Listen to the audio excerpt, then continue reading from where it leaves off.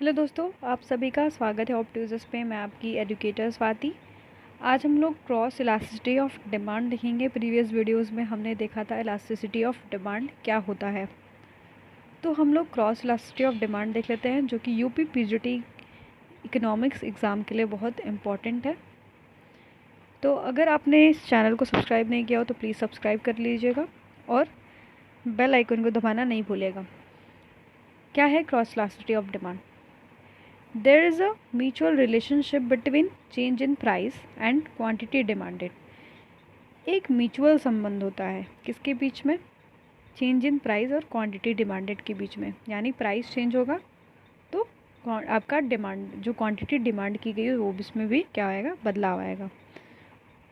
Of two related goods, तो related goods में ऐसा देखा जाता है। Change in price of one good, अगर एक गुड में उसकी प्राइस में चेंज आता है, अगर एक गुड के प्राइस में, तो can cause change in demand for another related good. अगर उसी से रिलेटेड कुछ अदर गुड है तो उसके डिमांड में भी चेंज आता है। ठीक है, अब मेज़रमेंट देख लेते हैं क्रॉस इलास्टिसिटी ऑफ डिमांड का, किसको कैसे मेज़र किया जाता है। तो cross elasticity of demand is measured by the following formula. इसको इस फॉर्मूले से मेज़र किया जाता है। EC इक्वल्स टू, यानी cross elasticity of demand equals to percentage change in quantity demanded of good X। ठीक है, कितना परसेंटेज चेंज आया क्वांटिटी डिमांडेड गुड X में, यानी गुड X की क्वांटिटी कितनी चेंज हुई है, उसकी क्वांटिटी जो डिमांड है वो कितनी चेंज हुई है, कितने परसेंट से चेंज हुई है, उसको ऊपर रखेंगे। फिर change in the price of commodity Y। अगर कमोडिटी Y यानी गुड Y में बदलाव आया है, उसके प्राइस में बदलाव आया है, तो कितनी क्वांटिटी चेंज आया है गुड X में। इसको हम लोग क्या देखते हैं? क्रॉस इलास्टिसिटी ऑफ डिमांड से देख लेते हैं। फिर से इसका फॉर्मूला देख लीजिए। Percentage change in quantity demanded of good X, कितना परसेंट चेंज आया है क्वांटिटी डिमांड में गुड X के। दूसरा क्या है? Percentage change in price of X, अगर कितना परसेंट चेंज आया प्राइस गुड के, कौन से गुड के? Y के। तो ये आपका क्या हो जाता है? Cross elasticity of demand. यानी इसमें क्या हम लोग लेते हैं? दो गुड्स को लेते हैं।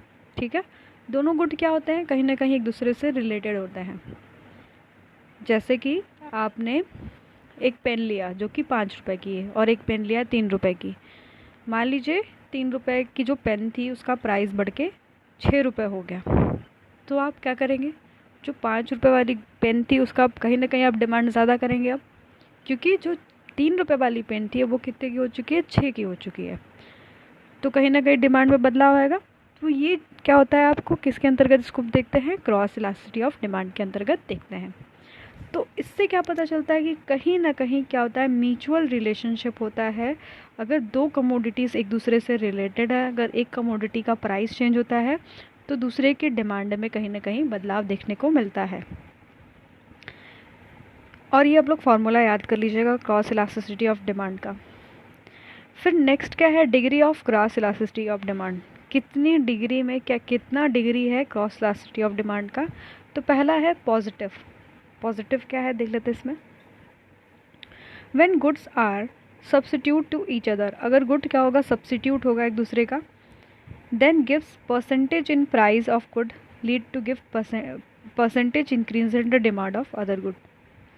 अगर परसेंटेज राइज हो जाता है प्राइस में किसी एक गुड के, ठीक है, जो कि X है, तो कहीं ना कहीं दूसरे वाले का क्या होगा? परसेंटेज जो डिमांड होगा दूसरे वाले का क्या हो जाएगा? बढ़ जाएगा, जिसको हम लोग क्या बोलते हैं?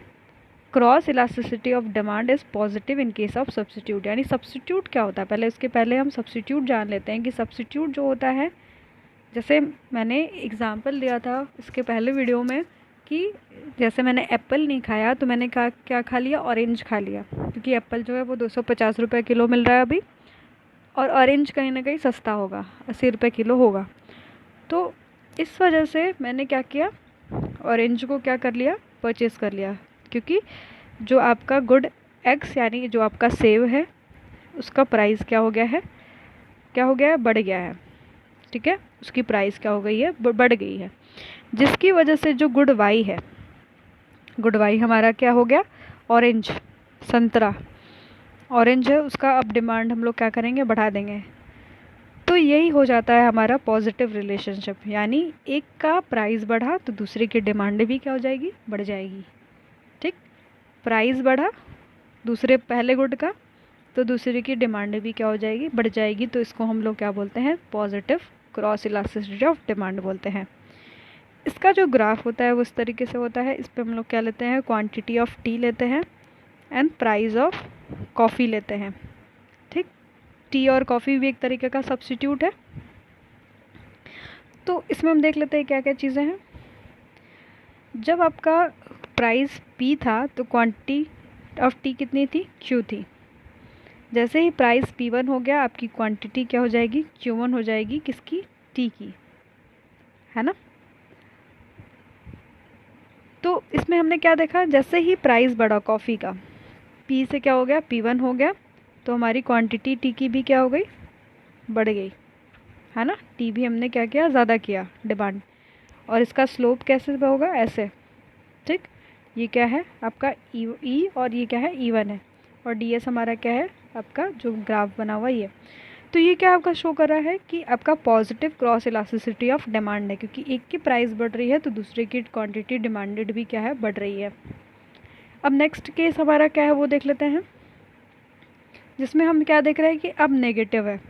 तो नेगेटिव किसके केस में होता है, कॉम्प्लीमेंट्री गुड के केस में होता है। कॉम्प्लीमेंट्री गुड क्या होता है, जान लेते हैं, कि जो एक दूसरे को कॉम्प्लीमेंट करे। जैसे मान लीजिए कि ब्रेड बटर और आपका क्या होता है, चीनी और चाय। ठीक, तो ये क्या है, एक दूसरे की कॉम्प्लीमेंट्री हैं। ठीक है, तो इसमें क्या होता है, जब कॉम्प्लीमेंट्री गुड के केस में बात करते हैं तो इसमें क्या होता है, नेगेटिव रिलेशनशिप होता है। In case of complementary good, the jointly demanded good percentage rise in the price of one leads to the percentage fall in the demand of the other. एक का जब प्राइस क्या होता है, बढ़ जाता है, तो दूसरे की डिमांड क्या हो जाती है, घट जाती है। ठीक है, अब जैसे इसमें इस केस में इसका स्लोप पहले देख लेते हैं कि एक का प्राइस बढ़ा, दूसरे की डिमांड बढ़ जाएगी, सॉरी घट जाएगी। जैसे अब दिया है इस पर प्राइस ऑफ बटर और एक पे क्या है, quantity of, sorry price of bread and quantity of butter दिया हुआ है। जब हमारी प्राइस क्या थी, पी थी, प्राइस क्या है, लो है, तो क्वांटिटी कितना डिमांड हमने किया, क्यू किया। ठीक, जैसे ही हमारी प्राइस राइज होके P1 हो गई तो अब हमने क्वांटिटी कितना डिमांड कर दिया, Q1, जो कि क्या हुई, पिछले वाले से कम हो गई, आपने इसमें देखा। तो इस केस में क्या होगा, प्राइस राइज होगा तो डिमांड क्या हो जाएगी, कम हो जाएगी। जबकि सब्स्टिट्यूट वाले में क्या होगा, प्राइस बढ़ेगा तो डिमांड भी आपकी क्या हो जाएगी, बढ़ जाएगी। तो ये आपका हो गया cross elasticity of demand in negative case. ठीक, अब नेक्स्ट वीडियोस में हम देखेंगे कि इनकम इलास्टिसिटी ऑफ डिमांड क्या है। और ये आपका एक बार फॉर्मूला हम फिर से देख लेते हैं कि there is a mutual relationship between change in price of quantity demanded of two related good. अगर दो रिलेटेड गुड्स हैं तो कहीं ना कहीं एक का प्राइस दूसरे की क्वांटिटी डिमांड पे क्या करता है, इम्पेक्ट करता है। अगर एक की प्राइस बढ़ जाती है एक गुड की, तो दूसरे की डिमांड घट भी सकती है और बढ़ भी सकती है ना। बढ़ भी सकती है और क्या कर सकती है, घट भी सकती है, अगर प्राइस एक का बढ़ता है और घटता है तो। और यही चीज़ आपका क्या होता है, क्रॉस इलास्टिसिटी ऑफ डिमांड। तो जब भी क्रॉस इलास्टिसिटी ऑफ डिमांड आएगा तो आप हमेशा ये याद रखिएगा कि इसमें क्या होगा, दो कमोडिटी होगा, उसमें क्या होगा, म्यूचुअल रिलेशनशिप होगा। एक की डिमांड क्या होती है और एक का प्राइस इंक्रीमेंट क्या होता है, कहीं ना कहीं डिमांड को इफेक्ट करता है। अगर प्राइस कम होता है तो डिमांड क्या होता है, वो भी कहीं ना कहीं उसमें क्या होता है, चेंज आता है। और आपका फॉर्मूला क्या हो जाता है ये भी देख लेते हैं एक बार फिर से। Percentage change in quantity demanded of good x, किसकी वजह से चेंज आया, गुड एक्स की क्वांटिटी डिमांड में, प्राइस वाई के जो प्राइस है वाई का उसके बदलाव होने की वजह से। यानी जितना परसेंटेज चेंज आएगा गुड वाई के प्राइस में, उतना ही उसकी गुड एक्स की क्वांटिटी में बदलाव आएगा। यही हमारा इसका फॉर्मूला है क्रॉस इलास्टिसिटी ऑफ डिमांड का। तो अगर आपको ये वीडियो अच्छा लगा हो तो please like share and subscribe करना ना भूलेगा ऑप्ट को। इसके बाद हम लोग इनकम इलास्टिसिटी ऑफ डिमांड देखेंगे जो कि बहुत इंपॉर्टेंट है। और उसके बाद प्राइस इलास्टिसिटी ऑफ डिमांड भी हमारा बचा हुआ है। जिसको प्रीवियस वीडियोज़ में हमने ऑलरेडी कवर किया था, पर उसके हम लोग देख लेंगे कि उसको मेज़र किस किस चीज़ों से किया जाता है। ठीक है, तो अगर आपको ये वीडियो अच्छा लगा हो तो please like share and subscribe करना ना भूलेगा। Thanks for watching.